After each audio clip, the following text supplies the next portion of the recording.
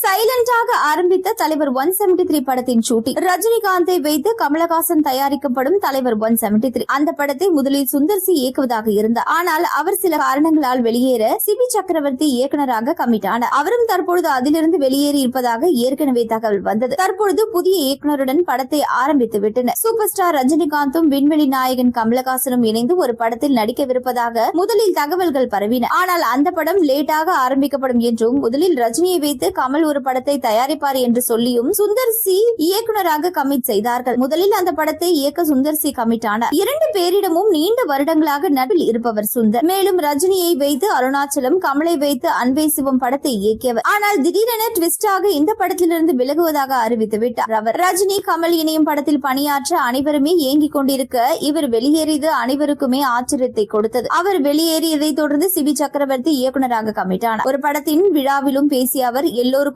பிடிக்கும்படியான படமாக தலைவர் 173 கொடுப்பேன், இது சத்தியம் என உறுதியளித்திருந்தார். சுந்தர் சி சிபி சக்கரவர்த்தியை தொடர்ந்து இப்பொழுது அஸ்வத் மாரிமுத்து தான் இயக்குநராக கமிட் ஆகி இருப்பதாக தெரிகிறது. இந்த படத்திற்காக அவர் சிம்பு படத்தை தள்ளி வைத்திருப்பதாகவும் கூறப்படுகிறது. இந்நிலையில் அந்த படத்தின் ஷூட்டிங் சென்னையில் தொடங்கிவிட்டதாகவும் இதில் ரஜினி பங்கேற்கவில்லை, மாறாக அவர் இல்லாத பாடல் காட்சிகளை சாண்டி மாஸ்டர் கொரியோகிராபிக்கில் அஸ்வத் இயக்கி இருக்கிறாரா. மேலும் அஸ்வத் மாரிமுத்துவின் டிராகன் படத்தில் நடித்த மிஷ்கின் இந்த படத்திலும் முக்கிய கதாபாத்திரத்தில் நடிக்கலாம் என்ற தகவலும் வெளியாகியுள்ளது. இருப்பினும் நடிகர் பட்டியல், கதைக்களம், தொழில்நுட்ப குழு உள்ளிட்ட விவரங்கள் இன்னும் அதிகாரப்பூர்வமாக அறிவிக்கப்படவில்லை. இந்த ஷூட்டிங்கில் இன்னும் 4 நாட்களுக்குள் ரஜினியும் பங்கேற்பார் என செய்திகள் வெளியாகி வருகின்றன. புதிய கெட்டப்பில் சூப்பர் ஸ்டார் ரஜினி மாசாக என்ட்ரி கொடுப்பார் என எதிர்பார்க்கலாம்.